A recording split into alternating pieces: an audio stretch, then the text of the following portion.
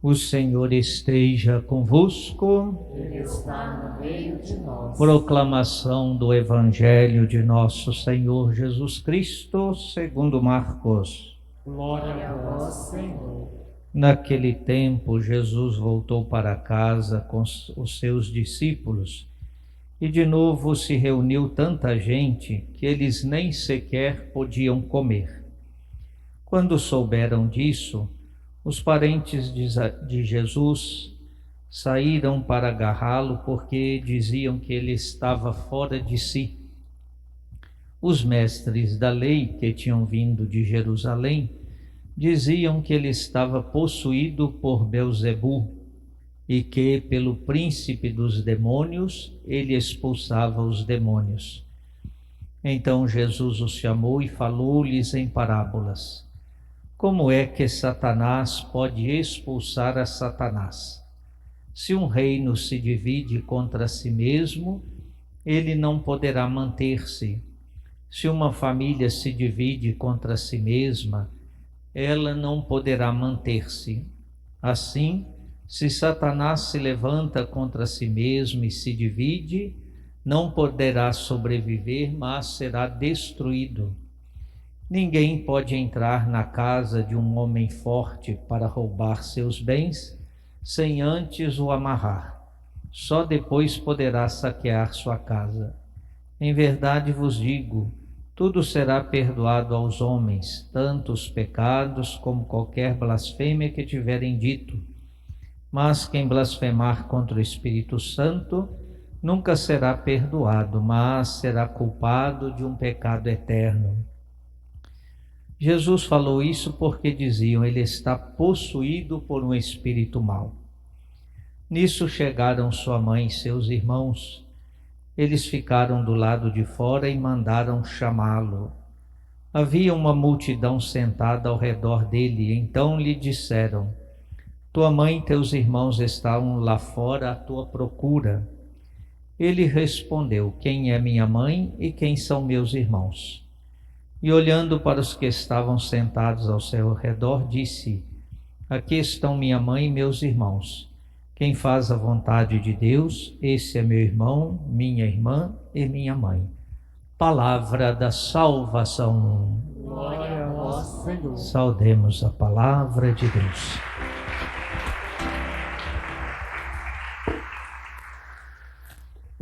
Meus irmãos e irmãs, nós retomamos por esta liturgia os nossos domingos comuns na vida da igreja, depois do tempo tão rico para nós, Quaresma e Páscoa da Ressurreição, quando nós proclamamos a nossa fé na vitória do Senhor sobre o pecado e sobre a morte. Evidentemente que, embora não tenhamos celebrações específicas, mas a celebração dominical é sempre momento especial na vida cristã, porque torna presente o gesto dos apóstolos que, no 8º dia, após a ressurreição, estavam novamente reunidos.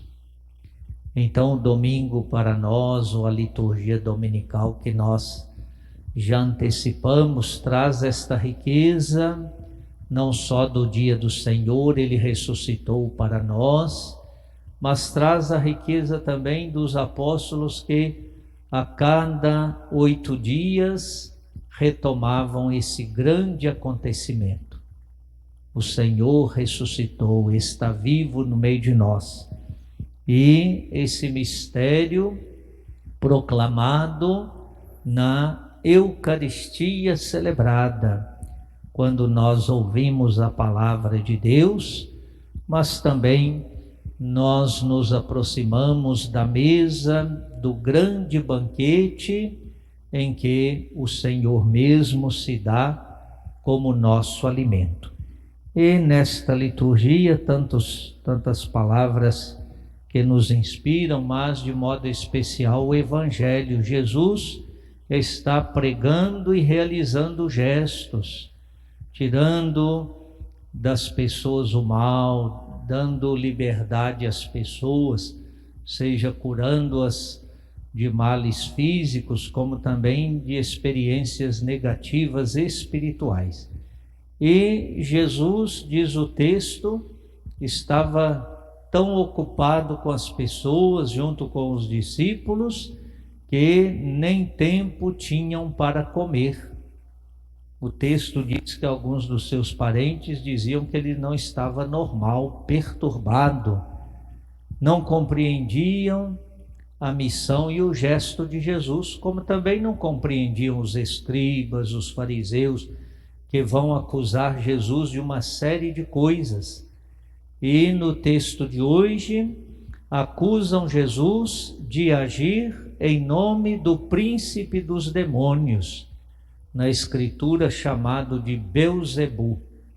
E Jesus vai dizer, olha, todo reino dividido está fadado ao fracasso.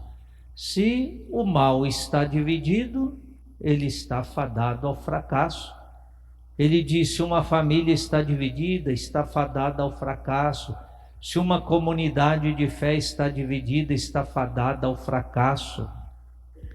Então esta palavra de Jesus não é só para dizer que eles estão errados, mas também ela comporta um alerta para nós, porque na realidade todo espírito de divisão, ele é contra a vontade de Jesus, que nos deu o seu Espírito e que é o Espírito da unidade. Infelizmente, nós vivemos num tempo em que todo mundo se acha no direito de dizer o que está certo e errado. E até dentro da igreja, não só fazer críticas, mas tomar posturas contra a unidade da igreja. Isso é muito grave, porque atenta contra algo muito importante na nossa experiência de fé, que é a presença do Espírito dado pelo ressuscitado, que é o Espírito da unidade. Então não deixa de chamar a nossa atenção para esse cuidado. Na comunidade de fé de Jesus, nós devemos trabalhar pela unidade. São Paulo fala, da unidade na diversidade. Ninguém está obrigado a abrir mão da seu modo de ser, de compreender, mas não pode fazer da diferença um empenho contra a unidade na comunidade de fé. É o contrário. Se somos irmãos e irmãs em Jesus, nós temos que trabalhar pela comunhão. Aliás, é o tema que chega no final do Evangelho, Ser irmão de Jesus. Chegam a Jesus e dizem, sua mãe e seus irmãos estão aí, ou seja, sua mãe, seus parentes próximos, A língua que nos dá a Escritura Sagrada, ela não tem a riqueza de termos como nós temos. Então, irmão é parente próximo. Mas o importante é a pergunta de Jesus, quem é minha mãe? Quem são meus irmãos? Aquele que faz a vontade do Pai que está nos céus. Para dizer que o nosso laço de unidade com Jesus se dá no cumprimento da vontade de Deus. É claro que isso não é um desprestígio para sua mãe, absolutamente, porque depois de Jesus, quem melhor fez a vontade de Deus, senão a Santíssima Virgem Maria. Mas para dizer, se nós queremos ser de fato irmãos e irmãs em Jesus, nós precisamos procurar fazer a vontade de Deus, viver na unidade. Jesus, certamente vocês se lembram, na chamada oração sacerdotal, ele reza ao Pai pedindo que nós sejamos um, como ele e o Pai são um, ou seja, a unidade. Então esta é a vontade de Jesus. A fraternidade na experiência cristã, o ser irmão de Jesus, é fazer a vontade do Pai. Mas fazer a vontade também é cultivar o espírito da unidade. Toda divisão faz mal. E como a divisão faz mal dentro da igreja.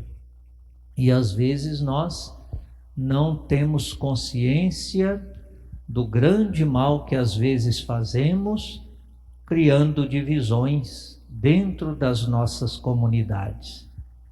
Então a palavra de Deus é um chamado para nós. Jesus quer que sejamos irmãos, mas para ser irmão em Jesus é preciso a vida de comunhão, é preciso construir a unidade. Jesus, manso e humilde de coração, fazei o nosso coração semelhante ao vosso.